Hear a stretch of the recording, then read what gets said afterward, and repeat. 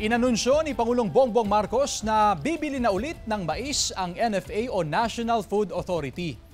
Sinabi niya yan sa kanyang pakikipag-usap sa mga magsasaka sa Science City of Muñoz sa Nueva Ecija.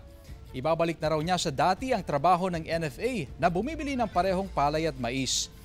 Nauna nang sinabi ng DA na pinag-aaralan nila ito para matulungan ang corn farmers sa gitna ng mababang farm gate price ng mais.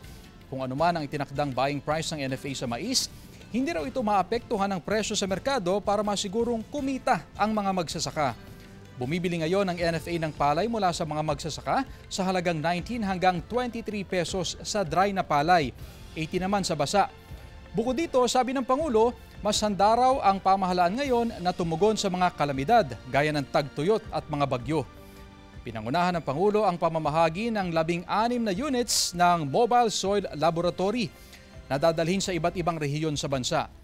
Ang Mobile Soil Laboratory ay isang 10-wheeler na may mga kagamitang may kakayahang sumuri sa lupa para masigurong ang kalidad ng pagtatanimang lupa ng mga magsasaka.